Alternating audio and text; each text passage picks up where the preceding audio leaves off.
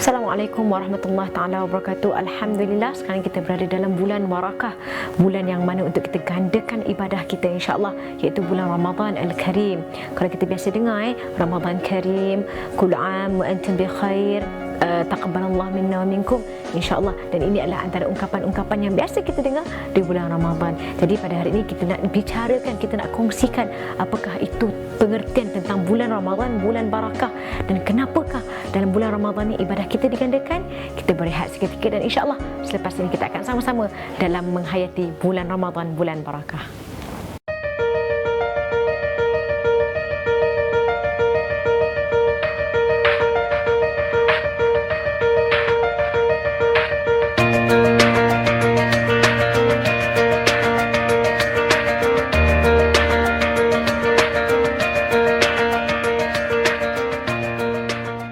Alhamdulillah, dalam bulan Ramadan ini yang mana bulan yang telah diturunkan Al-Quran, a'udzubillahi minasyaitanirrajim, syahr Ramadan alladzi unzila fihi Al-Quran.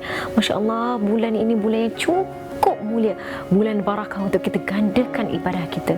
Akan tetapi jangan sampai kita menjadi insan Ramadaniyah tapi bukan insan Rabbaniyah. Maknanya apa? Kita buat ibadah, kita istiqamah pada bulan Ramadan je, tapi tidak pada bulan-bulan seterusnya. Jadi maka itu jadilah kita Ramadaniyah, bukan Rabbaniyah, yang mengharapkan redha Allah, iaitu kita menjadi insan ketuhanan yang sampai bila-bila. Maknanya kita akan jadi apa?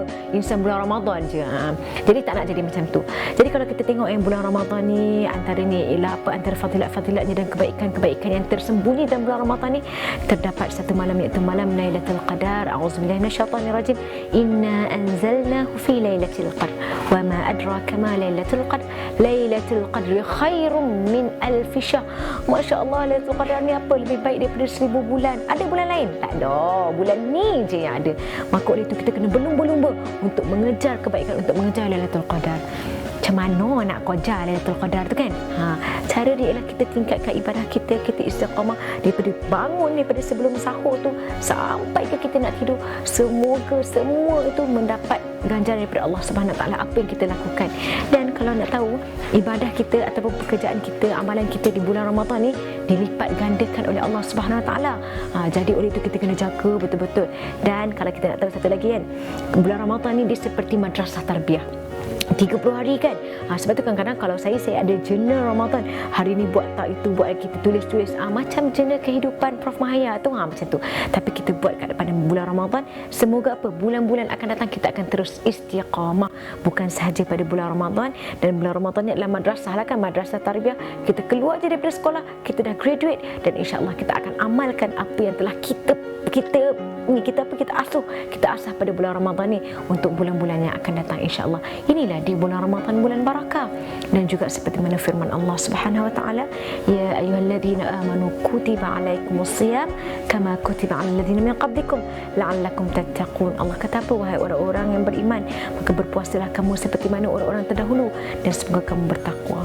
Takwa yang macam mana? Kalau kita tak tahu takwa tu, maka kita tak akan dapat capai apa yang diistilahkan takwa yang Allah maksudkan dalam istilah berpuasa tu. Takwa ni ialah antaranya ialah takut.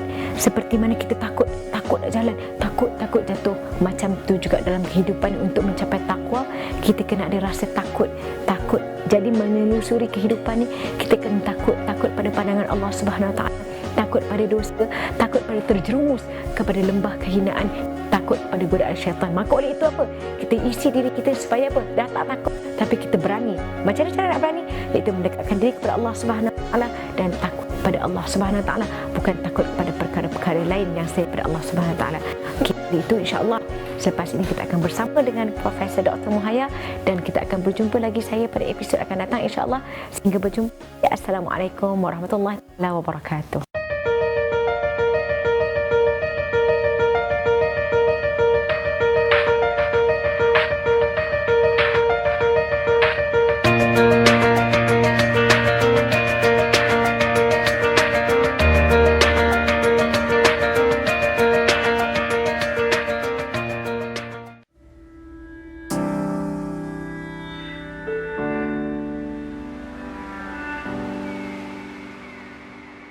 Assalamualaikum. Selalunya kita tidak rasa semangat untuk melakukan sesuatu sebab tidak tahu. Sebab itu dalam amalan kita 3 peringkat. Tahu, mahu, mampu. Tahu dengan ilmu, mahu dengan hati dan bayangan apakah ganjaran kita akan dapat jika kita berlomba-lomba berbuat kebaikan dan ibadah pada bulan Ramadan ini. Dan mampu ialah disiplin diri. Dan selalunya macam saya kata, kita tak mampu sebab 2 bisikan. Bisikan malaikat, bisikan syaitan. Sebab hati kita ini rebutan malaikat dan syaitan. Jadi apa yang kita harus lakukan ialah, saya cadangkan bulan Ramadan ini kita buat macam journal kita. Tulis T, kita punya taubat banyak mana. Q, baca Quran banyak mana. S, sedekah banyak mana. Dan I, ilmu banyak mana. Tentukan dalam Ramadan ini kita mesti ada catatan apakah kita punya KPI kita nak capai, dan tulis daripada hari pertama hingga ke 30, berapa jam sedekah berapa, semua tulis. Dan maka kita akan lihat dan bandingkan tahun lepas macam mana. Mulakan tahun ini, dan bila kita catat sebenarnya kita melihat diri.